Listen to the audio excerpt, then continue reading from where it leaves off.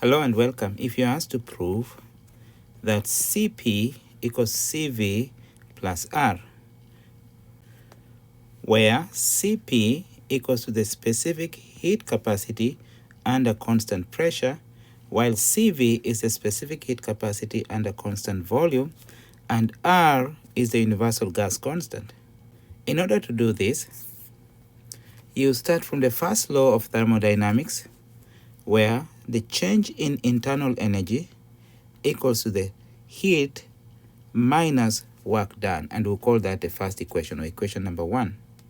Now, rearranging that equation and making Q the subject, now we have Q, which is the amount of heat transferred, equals to, now we move the W to the other side, it becomes plus W, so plus work equals to du plus work, and we'll call that equation number 2.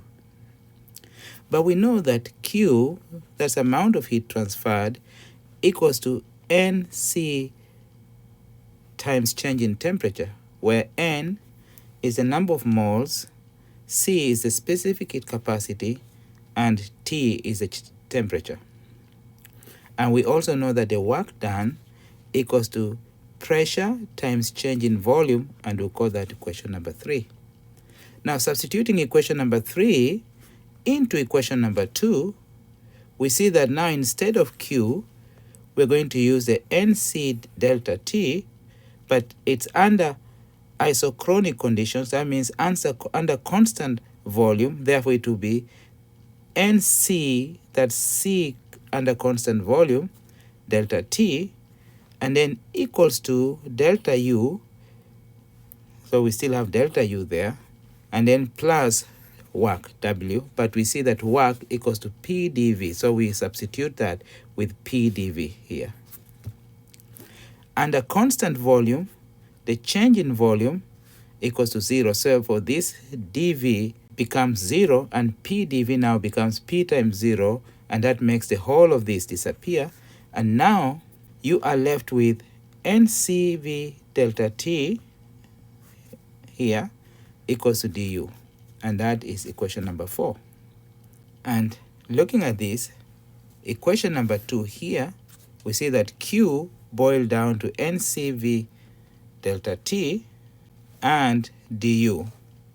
But we see that work disappeared under constant volume. So we can now rewrite equation number 2 as Q, and instead of constant volume, we will use NCP, so specific heat capacity under constant pressure, times the change in temperature, and then equals to du. We already saw that du here equals to NCV delta T, dt, so we replace that with NCV dt, which is here, and then work is P dV.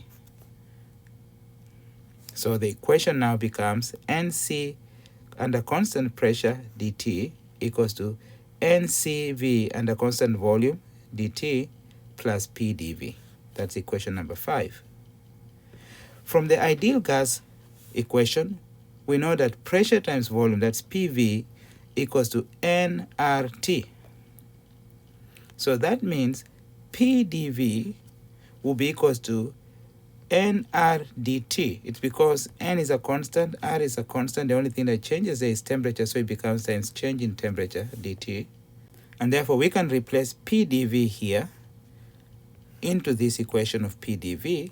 So we end up with this staying the same, NCP dt here, plus NCV dt here, plus now instead of P dV, now we use this nR dt here.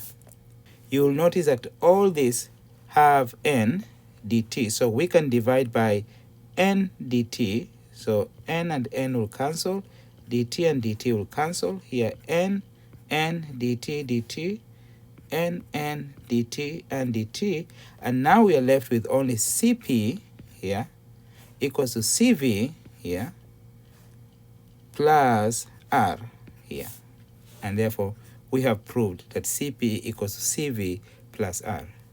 Thank you.